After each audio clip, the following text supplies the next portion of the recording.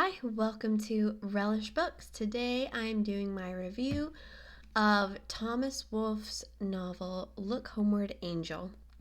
So I just pushed really hard to get through this one. I finished it about 3 days ago, and I've been thinking ever since how I was going to talk about it, and I still don't really know. So we'll just kind of see what happens. But I guess I'm going to talk just a little bit about it in general, and then mainly just talk about a couple, two or three of my main takeaways from it, rather than really trying to discuss everything in it, because I would need like a year. It is a massive book. Not so much in pages. It's pretty long. It's like this edition, the print is pretty small, and it's 522 pages. So it's not like an insanely long book, but I don't know if I've ever read a book that was trying to fit more scope, I guess. So it is basically, I feel like I'm going to kind of be talking about a lot of checks and balances that seem kind of like contradictions, but they're not when you think about what it really is.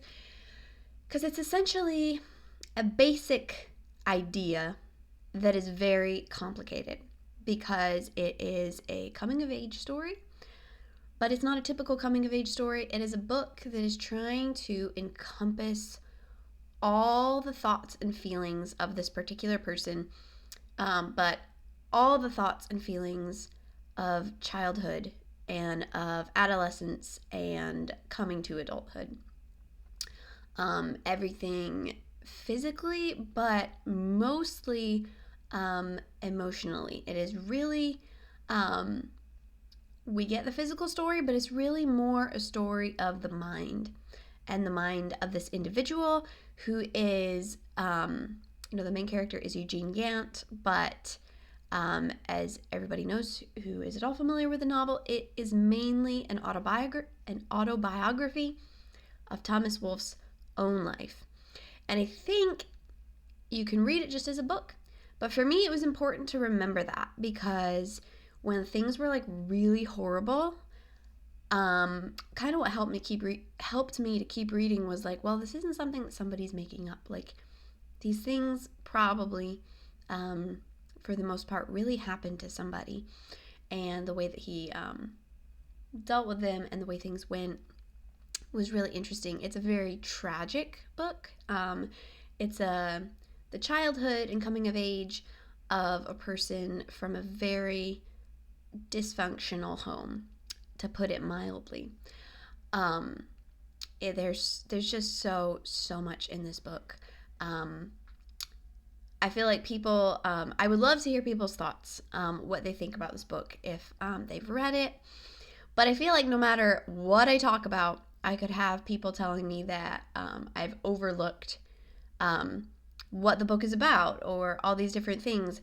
And that's not necessarily true, even if I don't talk about it, because again, there's so much you could take from this book. I feel like everybody's going to read it pretty differently, kind of based on how you're looking at it. Because again, it is largely a book that focuses on the mind and the imagination and the impressions that things make on the mind of a young person, and kind of the direction that life takes when you are directionless. But it was published in 1929. I don't really know much about it other than that. I purposely have not read anything about Thomas Wolfe, or very little about him, or reviews of this book, because I really wanted my thoughts and impressions to be my own until after I read it and thought about it. But after that, I would be interested to read more about it and what other people think of it. In general, this is a book that is on all kinds of book lists and is considered a masterpiece. And I've thought about it and I was like, is this a masterpiece? It's written like it desperately wants to be a masterpiece. It is such a carnival of language and exploration and just, again, trying to fit the experiences of everything in life into a single book. It's so ambitious. It is over the top. I was thinking, like, is it overwritten? It is very overwritten. But that's not necessarily a problem, because you have to remember the main character in the book, is sort of really the author. And you think about, if this character that we're looking at were to write a book later in life about his childhood, this is the way he would write it, because he's obsessed with language, he's obsessed with literature. He has a massive ego. He's very over the top. He's wild and crazy. And so if he was going to write a book, this is the exact type of book that he would write. So yes, it's incredibly overwritten. It's overly, it's over the top and over sentimental in all kinds of ways. But that's true to the person that it's writing about. I really think that's my impression. I would totally understand people who think that it's overrated, who don't like it, but I think that everything about it is intentional.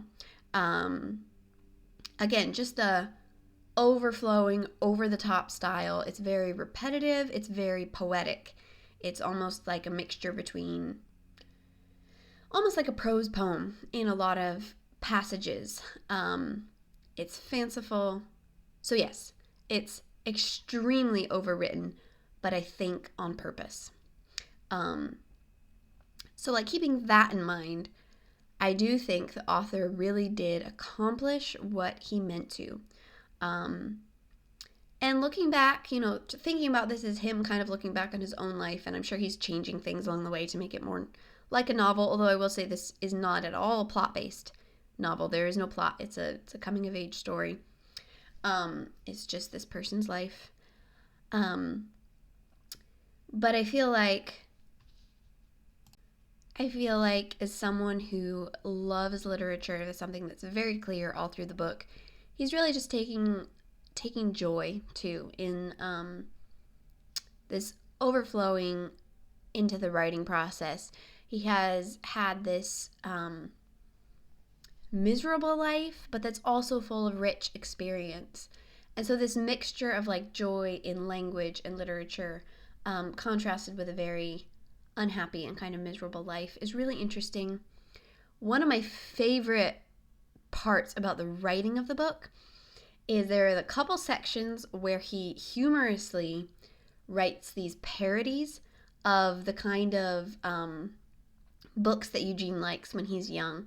These very like action-filled, daring romance and heroic type books, and he'll put like this whole scene or a whole section where Eugene is imagining himself as one of these characters in one of these like cheap fiction books that he's reading, and he'll write like a whole scene of this overly dramatic, just ridiculous scenes, and it's super funny, it's super clever, and it's also exactly what children do all the time. Like, I remember doing that, I think everybody who likes to read or even like watch movies or whatever, you put yourself into these super dramatic scenarios, and that was just really funny. His kind of mockery of poor writing, over emotional writing, and at the same time showing, this is part of like what kids do, was really good. That was one of my favorite parts. I was like laughing out loud at some of those passages because they were so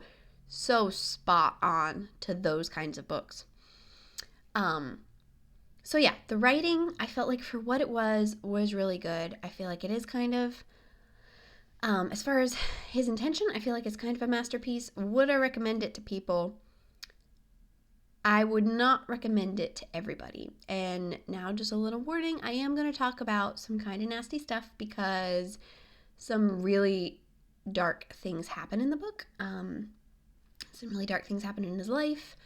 I really appreciated how he didn't, in some scenes I felt like he definitely went too far for me. I was kind of like, okay, I don't need to be seeing this or feeling this. But for the most part, when it came to like the kind of the worst parts of things, he kind of left it where you know what's going to happen, and he leaves it there and moves on, and we don't have to actually see it and experience it. So I really appreciated that. So while he deals with some very dark things, he definitely kept it cleaner than he could have. So I really appreciated that, but at the same time, it's definitely not a book that would be for everybody. It has a lot of dark subject matter. But one of my biggest takeaways from that was I felt like he wrote so well about the way that all children, I feel like, to a certain extent, again, every child is different, and I would say boys in particular, but I think that can be a misconception of our society, so I'm going to kind of say young people in general. But the way he talked about Eugene's thoughts towards girls, his thoughts, even from a very young age, of lust, and the way that he dealt with that and worked through that was really tragic, but it was really real. And I think it just got me thinking about the importance of adults not being oblivious to this going on in the lives of young people. It felt so real, the way he talked about feeling so alone in that. This character, Eugene, has no... again, his family's a mess. I might talk about that a little bit later, but he has no good adult guidance in his life at all. He really has no adult guidance for a large part of his life. His parents are not good parents in any sense, really. And they offer no guidance, very little guidance in any areas of life, but absolutely none in this area. And then, so you kind of have these two different kinds of obliviousness. There's the obliviousness of his parents, where they just literally are kind of oblivious to him. They kind of, like his mother in particular, seems to choose not to believe that her sons would think about those things or do those things. So it's kind of a chosen oblivion. And then the one adult in Eugene's life who he really admires and respects and feels a connection to is this wife of his school teacher. He ends up going to like this boys' school.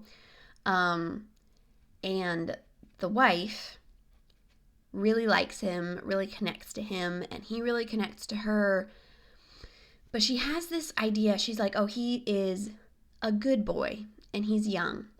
So she just completely writes off, she has this innocence, she completely writes off that he would ever have those thoughts. And he has this like burning guilt about the feelings and thoughts that he's dealing with. He feels like, it talks about him feeling like there's like this monster inside him, which, from conversations that I've had with people, that is the way that so many people feel.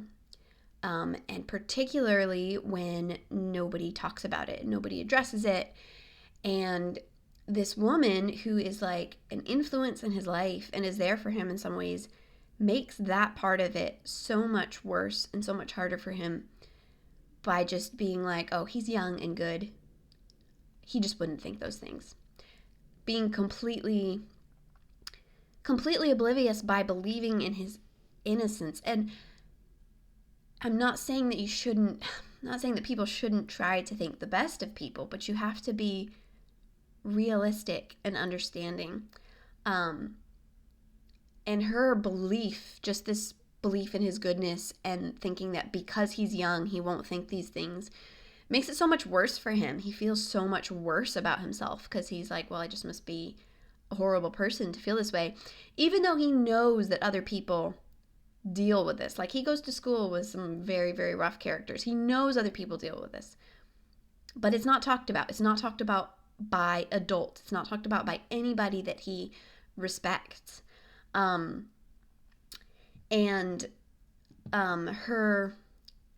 Her thinking that way about him,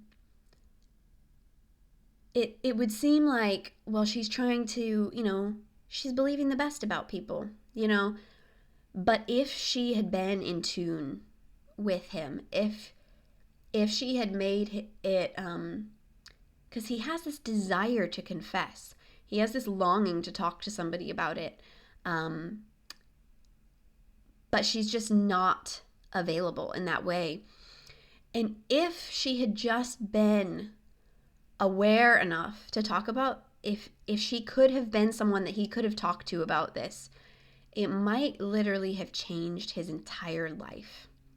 And some of the biggest and most damaging and worst decisions that he ended up making, if he had had adults in his life that would have been willing to talk about this, that could have been aware of it, and just honest and realistic with how young people think and feel, it really could have changed everything.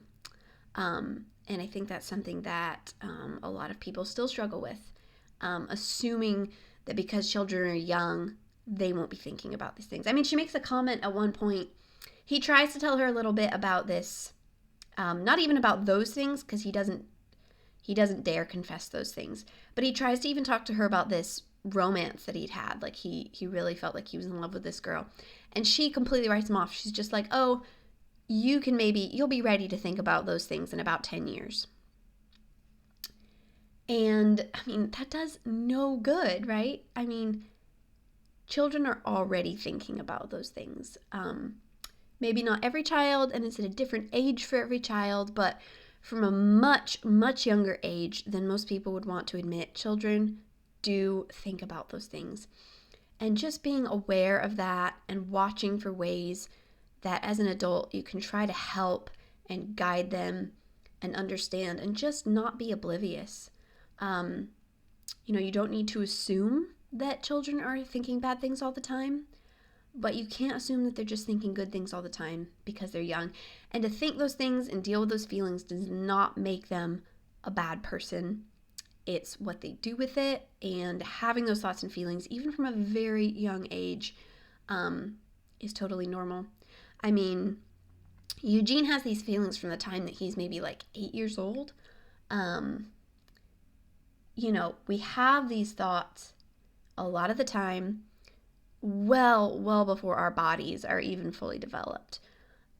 That's very normal. And I think a lot of people are just so oblivious to it. And it's kind of like there's two sides of the world. There's the side that kind of over-sexualizes everything. And then there's the side that refuses to talk about it or accept that people may be thinking about these things. And neither one is right. There just needs to be an honest understanding, and just to be available to talk to kids about this stuff is so, so important. To just let them know that they're not alone in these things is incredibly, incredibly important. And that was one of my biggest takeaways from the book, because from conversations that I've had with people, even though, I'm not a boy, or I didn't go through experiences quite like his, it felt so real, and it was so tragic. And so that's kind of the platform. That's kind of like part of the problem. And again, he knows these things are wrong. It's not like he doesn't know that the things that he goes on to do later in the book are wrong. He definitely knows. But I just think it definitely could have changed him a lot to have had some guidance.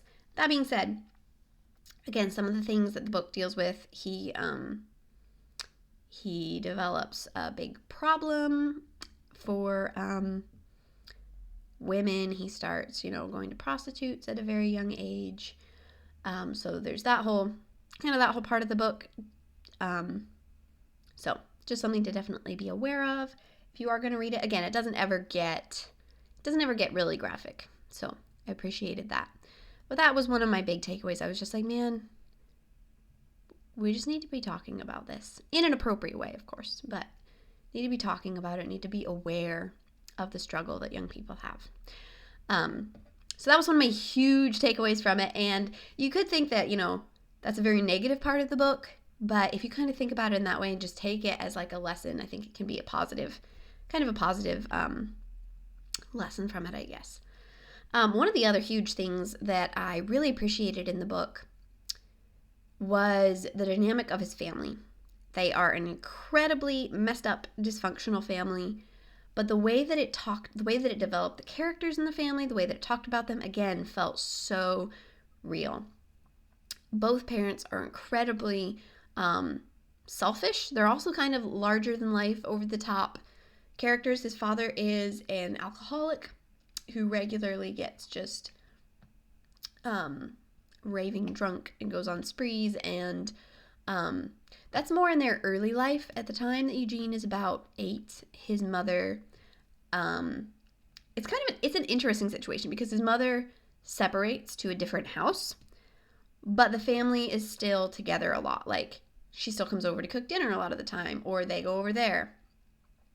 So their parents are split, living in 2 different houses, but they're still constantly in each other's lives.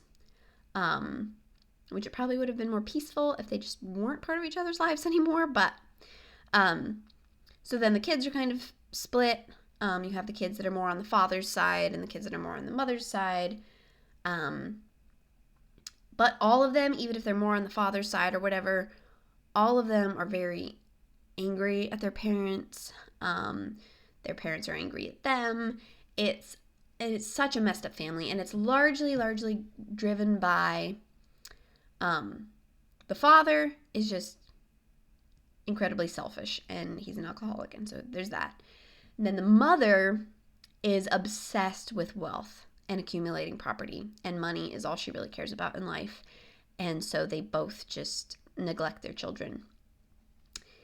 But through it all, what felt so real was, no matter how terrible the parents are, no matter how many times they fight with the kids or whatever, there's still this family tie.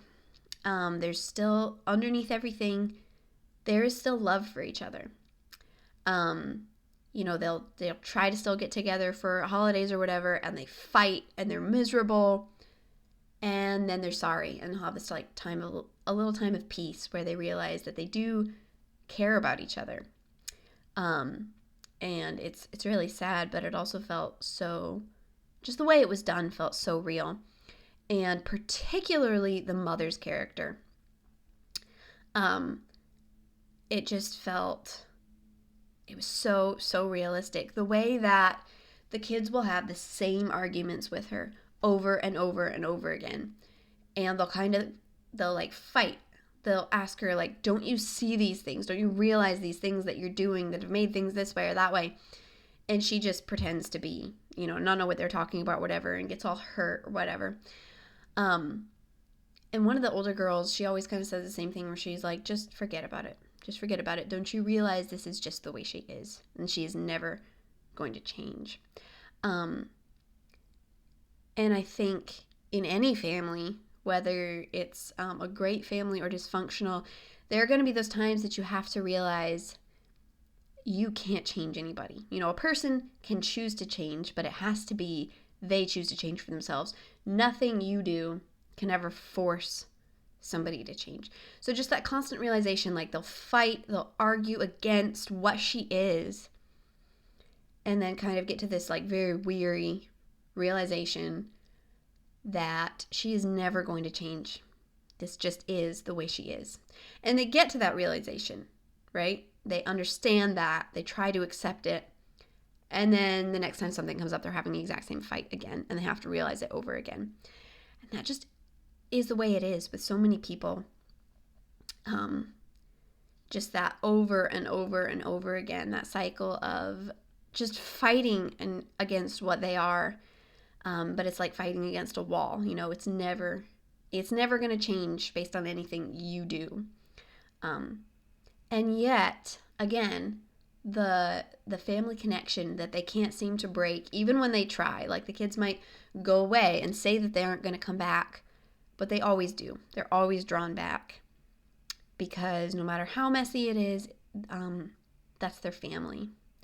And yeah.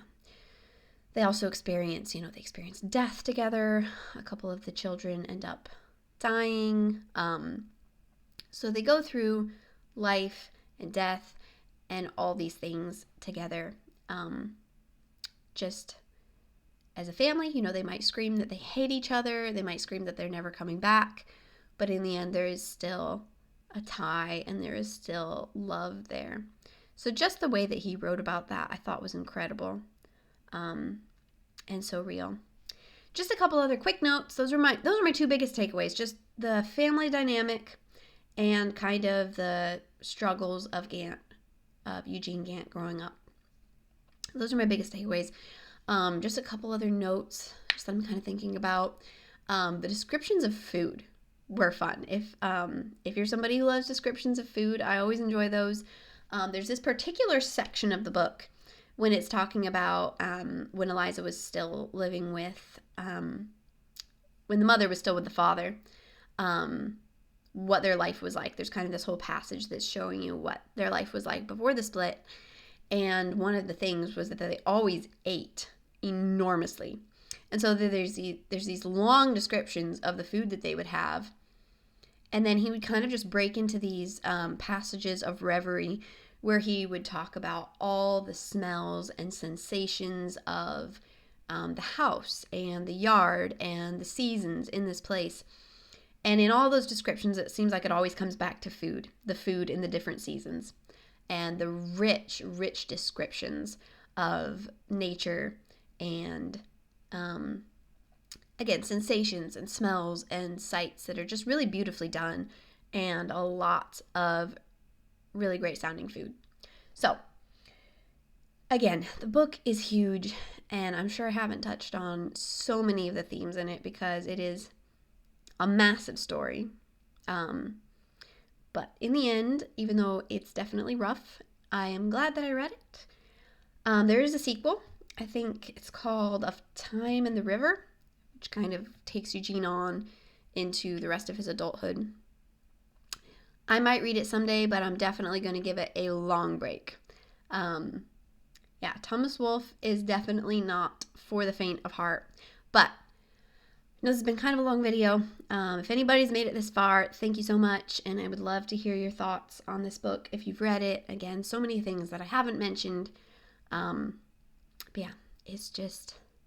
It's a lot, and I'd meant to read it for years, so I kind of feel a sense of accomplishment to have finally got that done and really just struggled with what I thought about it. It's unlike anything I've ever read before. There's a million different thoughts and emotions and feelings in there that you could discuss. Those are a few of my thoughts on Look Homeward, Angel, and I will see you next time. Bye.